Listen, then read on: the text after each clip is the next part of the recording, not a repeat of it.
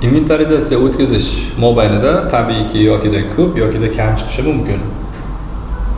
O'zgarishlar qayd etilmaganda unga buxgalteriyada provodga tuzilmaydi.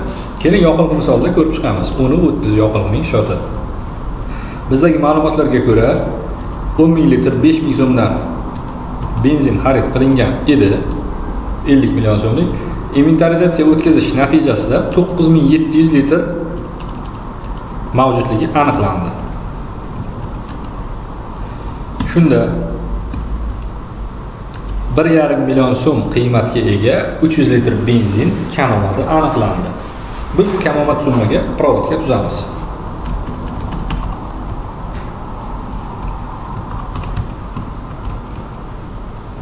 Yoqilg'i mahsulotlarimiz kamayganligi tufayli aktiv shot kreditda kamayadi va kamomadimiz ko'paydi. Endi yana bir narsa borki, tabiiy me'yoriy kamayish degan tushuncha ham bor. Uchib ketishi mumkin, hali og'zi ochiq qolib ketsa, ispariniya bo'lib ketadi, shunaqa narsa bo'lishi mumkin. Buni ham inobatga olish kerak.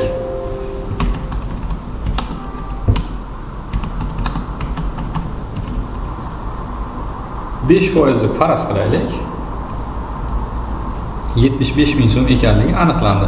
Demak, kamomadning 75 ming so'mligi aniqlandi. Bu tabiiy me'yori kamaygan ekan. Buni biz boshqa operatsion xarajatlar shotiga olib boramiz. Tranzit xarajatlar debitda ko'payadi. Kamomadning qolgan 1,425 ming qismi xodimning aybi bilan sodir bo'lganligi sababli kamomadning qolgan qismini moddiy zararni qoplash bo'yicha xodimning qarzi shotiga olib boriladi. Va shu yerda yana bir narsani ta'kidlab o'tish lozim. Kamomad sodir bo'lganda odatda bozor qiymatida undiriladi xodimdan. Aslida sizda 5 ming so'mlik yoqilg'i mahsulotlari bozorda 6 ming so'mdan sotilishi mumkin. 285 litr yana 1000 so'mdan undiradigan bo'lsangiz 285 ming so'm qo'shimcha xodimdan undirishingiz mumkin. Bunda moddiy zararni qoplash bo'yicha xodimning qarzi ortadi hamda aktivlarning chiqib ketishidan siz daromad ko'rasiz.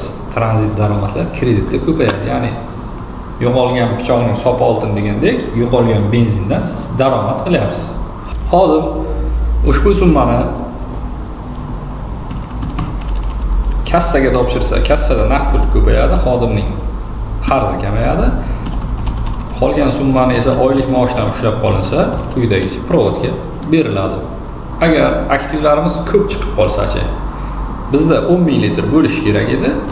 10 ming 20 litr mavjud ekan.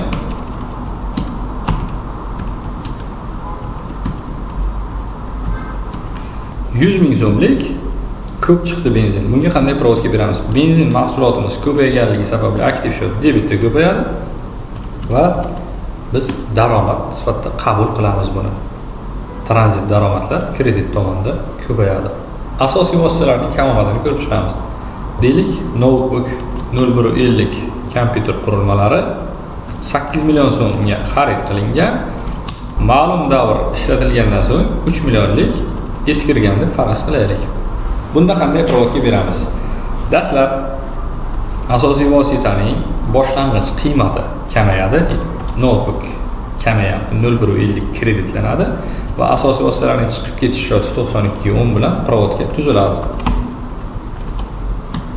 Eskirish summasiga ham provodga tuzamiz. 0250 kontraktiv shot bo'lganligi sababli debitda kamayadi va u ham asosiy vositaning chiqib ketishi shotiga boradi. Qoldiq summaga kamomadga provodga beramiz. Agar xodimning aybi bilan kamomad sodir bo'lgan bo'lsa, 47.30 ga provodga tuziladi. E'tiboringiz uchun rahmat.